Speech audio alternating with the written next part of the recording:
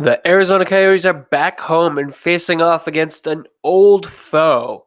I'm going to talk about that and more on today's episode of Locked On Coyotes. You're Locked On Coyotes, your daily podcast on the Arizona Coyotes, part of the Locked On Podcast Network, your team every day.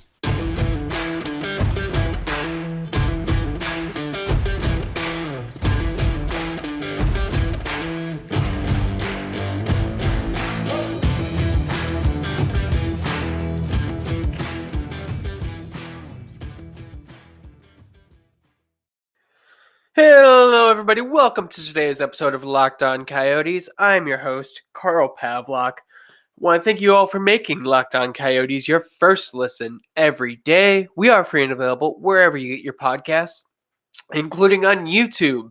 Got a great show coming up today. I am once again by myself. My co-host Robin is not unfortunately, she is off with her family. Christmas time coming up. It's a great thing.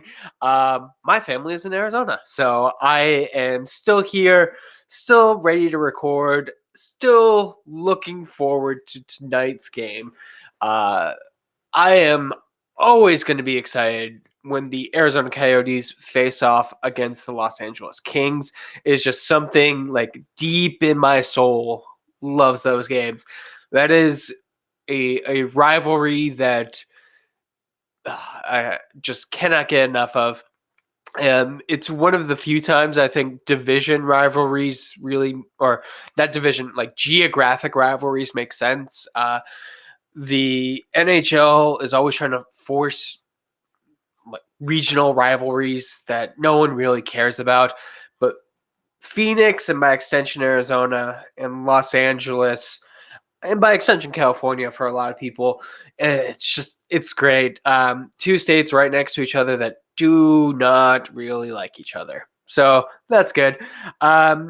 It's not going to be, I think, a great game for the Coyotes, though. Let me just say that I had some hopes that they may be able to get something done against the Vegas Golden Knights. Didn't happen. The Coyotes lost that one 5-2 for a lot of the reasons why we've come to expect the Coyotes to lose games. They took too many penalties. Their special teams were not great. They weren't able to score on the power play, and they gave up a shorthanded goal. Vegas was able to get two power play goals, one to start off the scoring, one to start off or to regain the lead early in the third. Like, that's just something that we have come to expect for the Coyotes. Poorly timed penalties, not having great special teams. So yeah, and the Kings aren't that far below the Golden Knights this season. They're the second team in the Pacific Division, which I think partially speaks to the Pacific Division just being very weird this season because they are the only top three team to have a negative goal differential. That's fun. But still, I do not have a lot of faith that the Coyotes are going to be able to get this one. The Coyotes are currently on a 3-game losing streak. I haven't been particularly impressed with any of the losses. They could do more, I feel, to give themselves a better chance to win. And that is potentially be me being too optimistic about how the Coyotes actually are or too pessimistic. I'm not really sure when it comes to a team like the Coyotes and what my standard for them should be sometimes. Because I've mentioned before on prior episodes, I thoroughly expect the Coyotes to have another long losing streak at some point during the season. And we may very well be in that point right now because, Vegas, Los Angeles, Colorado, Toronto, Tampa Bay, these are the games that are coming up. These do not seem like winnable games to me. And yeah, I really, really don't know. The Coyotes are going to need to find some way to, put out a team, though. They're going to need to do something. They don't want to lose, and You know, I think if they could get everything clicking, they have a chance most nights. Um, Vegas really seemed to shut down the Coyotes' top players. Like the Keller line didn't really do much. Matthias Michelli and Lawson Cross were held off the score sheet. Chikrin and Gostisbehere were pretty quiet, but they were able to get their depth scoring. So Christian Fischer had a goal and assist, and Juuso Välimäki, which is good. Like Välimäki at some point seemed like a really good fit with JJ Mosier, is now finding himself in kind of the 7th spot, which is not great, especially because he is a younger defenseman that I think the Coyotes are going to need in the next coming seasons. I don't know if Välimäki is in their plans, but I think he should be.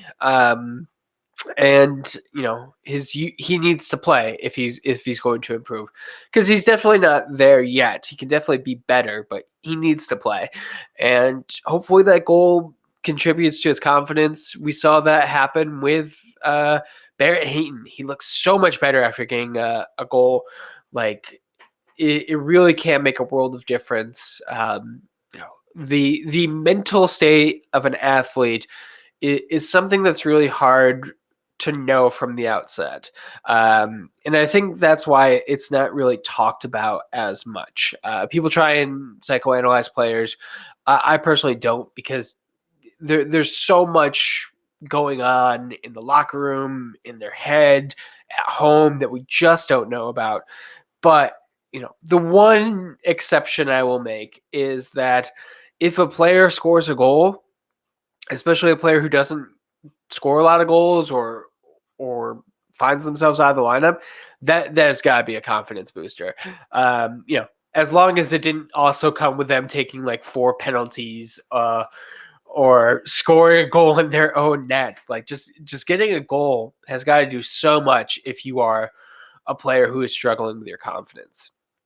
Anyways, that's kind of where the Coyotes are coming from for this one. I am going to talk about what things are like with LA, but first, do have a quick message from our sponsors, and I do want to mention that today's episode is brought to you by the NHTSA. Did you know that driving high is considered driving under the influence? That's right. Driving under the influence of marijuana is against the law in every state, even in states where marijuana is legal. That means driving high can get you a DUI. And if you think law enforcement officers can't tell when you're driving high, you're wrong. Your friends can tell, your coworkers can tell, even your parents can tell. Everyone can tell. So what makes you think law enforcement officers don't know when you're driving high? Driving under the influence of marijuana can slow your response time and change how you perceive time and space. So even if you think you can drive when you're high, you're not. Because the bottom line is, if you feel different, you drive different. And driving high is driving under the influence. So remember, drive high, get a DUI. Paid for by the NHTSA.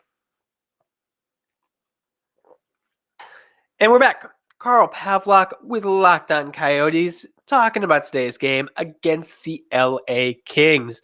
Tonight's game is going to be a 7:30 start at Mullet Arena. It's funny, when the Coyotes were playing at Gila River Arena, I was always hoping that they would start more games at 7:30, because get off of work, you want to make sure you have time to get to the arena. Myself at the time, a lot of people I know, coming from the East Valley to the West, you want that extra half hour, kind of gets you there on time, gives you time to like prep for the game. If you're someone like me, likes to go grab a beer before the game with friends, kind of like talk it out, you want that. You want to have as much time for that as you can. But now that I am watching the game from home, not necessarily traveling to it because I can't afford tickets to Mullet Arena, it is definitely something where I'm like, man, a 7 start would be better, just so it starts earlier. I'm also just getting old, and I like to get my sleep. Anyways, none of that is really here nor there for this one. Los Angeles, though, I'm not sure how they would like the the later start, because they did play last night.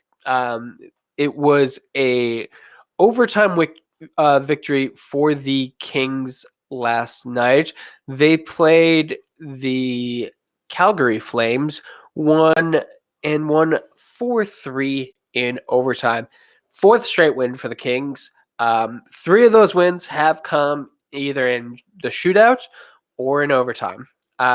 Also, do need to mention this. Two of the wins that the Kings were against the Sharks and the Ducks. So, if you're keeping track, they have absolutely no problem beating bottom feeding teams. Sure, you could say that the Kings, as a California team, is always going to come up and do their best against the other California teams. There's that great California rivalry that you seem to get with those three. That you just love to exploit. Unfortunately, Robin's not here, so I can't make fun of the Sharks. Or I could, but it doesn't get me reaction. So what's the point in doing that? But they also, like I said, beat the Flames and the Boston Bruins. 3-2 win against the Bruins in the shootout. Still impressive. And before that, they lost to the Buffalo Sabres and lost to the Columbus Blue Jackets. So I don't know. That's those are two interesting teams to lose to, while beating the two worst teams in the Pacific. You lose to some of the worst teams in the Eastern Conference. Hockey's a dumb sport sometimes. Don't know what to tell you with that one. Although Buffalo is definitely, not going to knock Buffalo too much. They're going on a 4-game win streak right now, so good for them. Good for the Sabres. The Blue Jackets, though, no. It looks like they have lost their last 5. So, wow, that was a highlight for them. But Kings are definitely a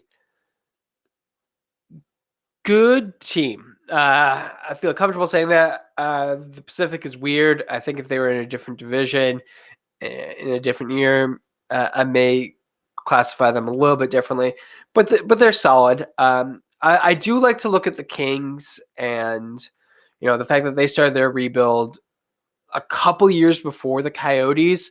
So LA to me is where I hope the Coyotes are in 2 years, any given year. So if 2 years from now the Coyotes were playing like the Kings are, that would be great. In my mind, I think that would be just the best we can hope for. It's a very interesting roster for the Kings, though, and a big part of that win streak looks to be their goaltending.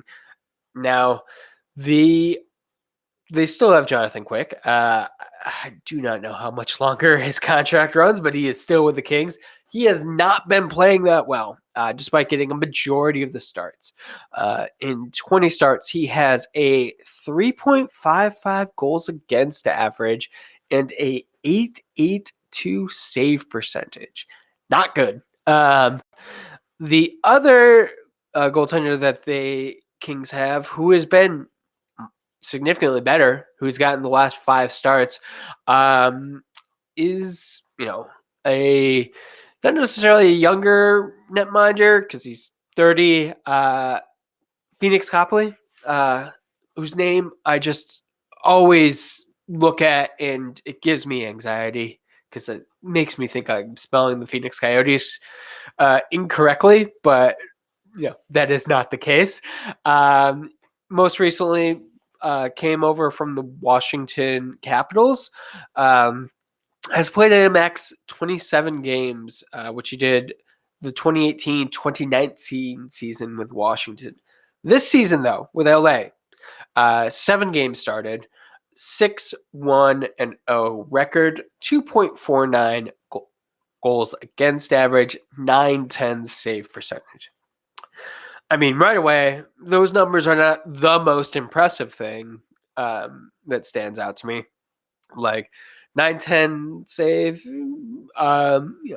the shooting seems to be up this year. not a player I would consider to be one of the top goaltenders in the NHL, but definitely playing better than Quick.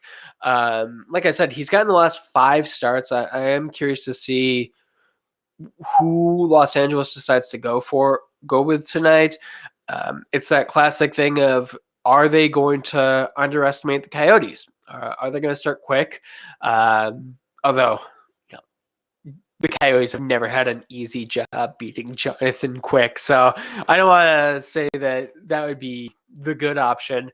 But I don't know. This is an interesting one. You have a netminder who's playing better. If you're the Kings, do you go with him, or do you start with the guy who won you multiple cups? It's a tough problem to have.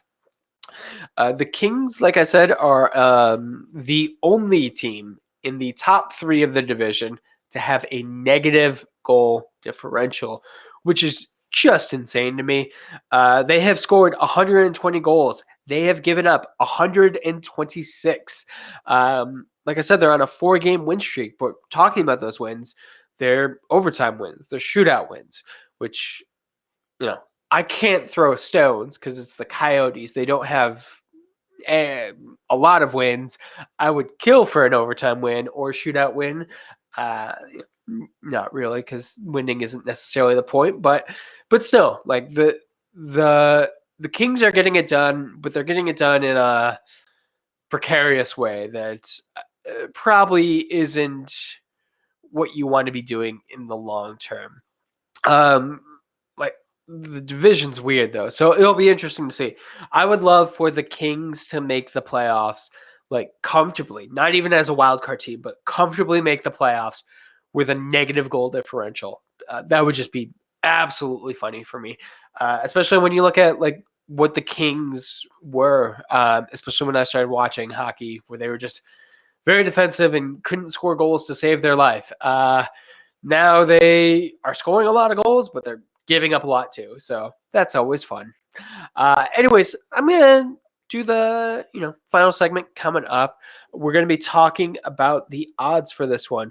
But I do want to thank you for making Locked On Coyotes your first listen every day. Make sure to check out Locked On Sports today for the biggest stories around the sports world in 20 minutes or less. Plus instant reactions, game recaps, and Locked On's take of the day. Locked On Sports Today is available on YouTube or wherever you get your podcasts. And we're back. Carl Pavlock, Locked On Coyotes, talking to you about tonight's game. And this one, always going to be an interesting one. I do think that, the Coyotes, I want them to beat the Kings. I always want the Coyotes to beat the Kings. No matter what else is going on, Coyotes should beat the Kings. That's just how things should be. But the odds makers tend to disagree with me. The Kings are the 1.5 favorites, plus 153, minus 173 for the Coyotes. And the over-under is at 6, which a bit low. Looking at the Kings, they're a high offense team, like I've said. The Coyotes are not, but 6 seems low for me. I am going to say, I think the losing streak's going to continue tonight, but I think that this one is going to be in overtime. I'm going to go with a 4-3 LA win, which in overtime, which I don't love, but I think I'd be happy to accept that. Like, if the Coyotes can get that much needed third goal, that's always great to see. Get a little bit of offense, but I do not have faith in the Coyotes to win a 3-on-3 match against the Kings right now. I do not think that the Coyotes can go a full 60 minutes without having some pretty big lapses, and that is going to be something that that Los Angeles pounces on. And like we saw, LA may have lost to the Columbus Blue Jackets, but they gave their best and they beat the Sharks and the Ducks. Coyotes aren't that. They're not a California team. They don't have the same history that they do with Anaheim or San Jose. But like I said, that Arizona California rivalry, that is something. And no one wants to lose to the Coyotes, especially if you're a team like Los Angeles, like a team who maybe has a bit of a chip on your shoulder. In talking about them, I wasn't giving them too many props, and I that seems like it could be a motivating factor. Not me personally. I don't think they care or listen to the show, but like you don't hear anyone talking about the Kings as one of the top teams in the league. They're not like a major topic of conversation. There's not as many big stories about them, at least none that I'm seeing. So I do think that there's a bit of that. Hey, why aren't we more in this conversation? We're second team in the division. We're right behind the Golden Knights. We are in a comfortable position to make the playoffs. We are in a rebuild and it's going well. Why not more LA? And I think their win streak continues. I think the Coyotes' losing streak continues. That's kind of where I'm at for this. 3-2 in overtime. And I'm gonna make one more prediction. Just because it's always fun to make a super specific prediction. I'm going to say that Matthias Maccelli gets goal tonight. That is my super specific position. So, as a recap, 4-3 Coyotes loss in overtime to the Kings, with a Matthias Maccelli goal. So, definitely watch, see if I'm right. Hopefully I'm right. I do like being, right about these kind of things, especially that super specific prediction. But we gotta watch this one because, like I said at the top, I'm just not really sure where I'm at with the Coyotes right now. They're in a weird position. They're in a bit of a slump, but they're coming back to the Mullets, and we've seen good things happen at the Mullet. So maybe good things happen tonight. Anyways, want to thank you again for tuning in and for making Locked On Coyotes your first listen today. Now make Locked On Sports Today your second listen, where Peter Bukowski is going to bring you the biggest stories from around the sports world in 20 minutes. You can get analysis and opinions before anyone else with their local and national experts and insiders. Locked On Sports Today podcast is available on YouTube or wherever you get your podcasts. Same with Locked On Coyotes. If you're listening for the first time, you can find us wherever podcasts are, as well as YouTube. We do have the video version. So yeah, check that out. Make sure to like, comment, subscribe, do all the podcast things for podcasts. You know what podcasts always ask you to do. And those things do really help. If we get more subscribers on the YouTube, it would absolutely be great. Just more subscribers in general is always good. And hopefully this is something that you're enjoying and you want to subscribe because it shouldn't just be for us. It should absolutely be for you. Anyways, that is going to do it for me for today. I do not plan on doing a recap for tonight's game, so that is not going to be able to get that. But I am planning a special Christmas episode because we need content. And be on the lookout for that this Sunday. Hopefully, we should be in your feed first thing in the morning for that. Anyways, you can find me. Best place to get all the hockey opinions is at 5, the number 4, word howling. That's the 5 for howling Twitter account where I post my hockey stuff. You can also follow the show Locked On _Coyotes, LO _Coyotes on Twitter. And yeah, hope you're staying safe out there. Hope you have a good time at tonight's game. And as always, don't forget to howl on.